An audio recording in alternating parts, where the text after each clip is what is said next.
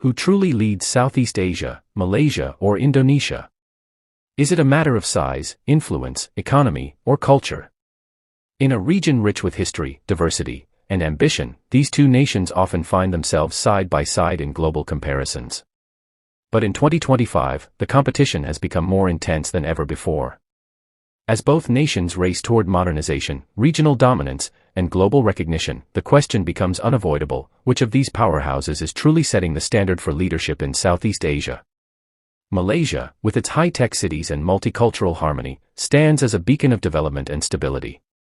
Meanwhile, Indonesia, with its vast archipelago and enormous population, claims the crown through sheer size and untapped potential.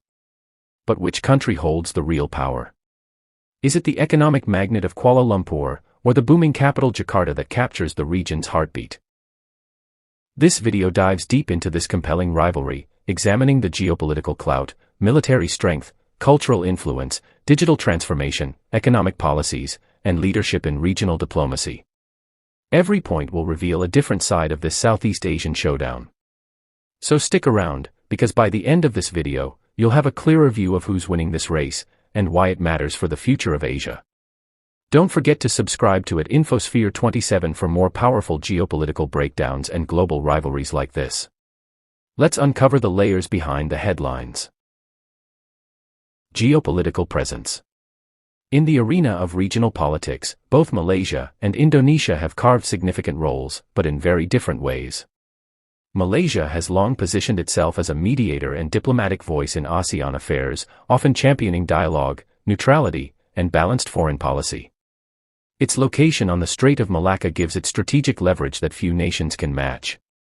On the other hand, Indonesia, by virtue of being the largest nation in Southeast Asia, holds considerable sway in regional alliances and multilateral organizations. It is often seen as the de facto leader of ASEAN, especially due to its ability to bring together different factions within the region.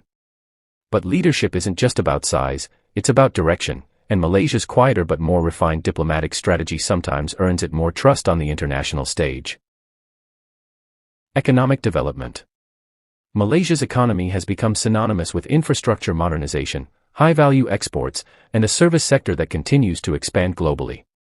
Cities like Kuala Lumpur are showcases of innovation, attracting foreign investment and becoming business hubs in Asia. In contrast, Indonesia's economy thrives on scale and resilience.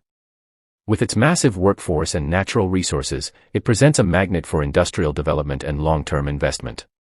However, while Indonesia often impresses with growth potential, Malaysia's more stable financial systems and stronger legal frameworks make it a more predictable and mature economic player. The competition here isn't just about growth, but about who can sustain prosperity in an ever-changing world. Military strength and national security. While both countries have invested in military modernization, their defense strategies differ significantly. Malaysia focuses on strategic defense, cybersecurity, and international cooperation, participating actively in joint naval exercises and peacekeeping missions. Its naval command along the Strait of Malacca plays a critical role in global maritime security. Indonesia, on the other hand, has built its military as a deterrent force, capable, large, and highly nationalistic. It focuses on protecting its vast island territories, often dealing with internal insurgencies and maritime threats. While Indonesia's military might is impressive on paper, Malaysia's agility, modernization, and technological integration often give it an upper hand in smart defense. Digital innovation and technology.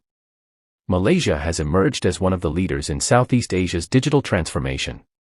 Its national blueprint for digital economy expansion has attracted tech giants, boosted e-commerce, and accelerated the development of smart cities.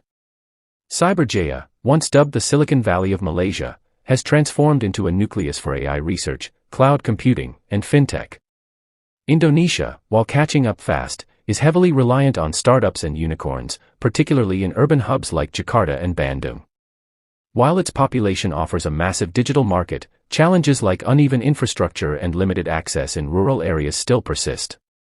Malaysia's structured and government-supported tech push often gives it a sharper edge in the digital race.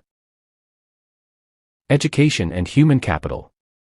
Education plays a foundational role in national growth, and Malaysia has prioritized this sector through strategic reforms and international partnerships. Its universities have grown in reputation, attracting students from across Asia and beyond. Malaysia also offers strong vocational training programs that prepare its youth for modern industries. Indonesia, by contrast, grapples with balancing educational development across its archipelago. While there's been significant investment in expanding access, quality, and consistency remain issues. In terms of cultivating globally competitive talent, Malaysia's investments in education and skill development often yield more immediate and impactful results. Cultural influence and soft power. Culturally, both nations have much to offer, but they express it differently. Malaysia promotes multicultural harmony, with visible and celebrated representation of Malay, Chinese, Indian, and indigenous communities. Its tourism campaigns highlight this diversity, and the country enjoys a reputation for tolerance and hospitality. Indonesia, with its deep-rooted cultural heritage, vibrant music, and global pop culture influence, like its prominence in K-pop fanbases and social media, spreads its soft power organically. However, Malaysia's efforts in cultural diplomacy, film, fashion, and cuisine are gaining steady ground, especially in global platforms where balanced multicultural narratives are appreciated. Political stability and governance. Malaysia has seen political turbulence in the past decade, but it has largely managed transitions without major upheaval. Its democratic institutions, judiciary, and media freedom, though challenged at times, have shown resilience. Indonesia has enjoyed relative political stability under strong leadership in recent years, with successful democratic elections and a rise in nationalism. However, rising populism and internal divides sometimes threaten to polarize its political space. Malaysia's balanced governance, though not without flaws, is often seen as more predictable and transparent, giving it a slight edge in political credibility. Environmental responsibility and climate action. As the world moves toward sustainability, both Malaysia and Indonesia face unique challenges and opportunities. Malaysia has been more proactive in developing eco-friendly policies, promoting green technology, and protecting biodiversity in places like Borneo. It has committed to sustainability in tourism and energy, and its green agenda is beginning to influence its economy. Indonesia, though rich in natural beauty, struggles with deforestation, pollution, and urban sprawl. While it has made significant pledges, especially in dealing with plastic waste and forest fires, implementation often falls short. Malaysia's practical approach and visible progress place it in a stronger leadership position in regional climate efforts. Leadership in ASEAN and global forums. When it comes to regional leadership, Indonesia is often seen as the natural voice of Southeast Asia due to its size and symbolic status. However, Malaysia's measured, neutral, and policy-driven contributions to ASEAN discussions often drive real solutions.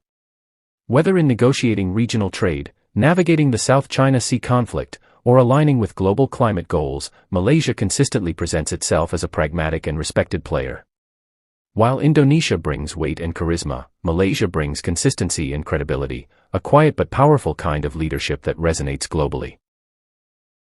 Vision for the future. Ultimately, leadership isn't just about the present, it's about who has the clearest vision for tomorrow.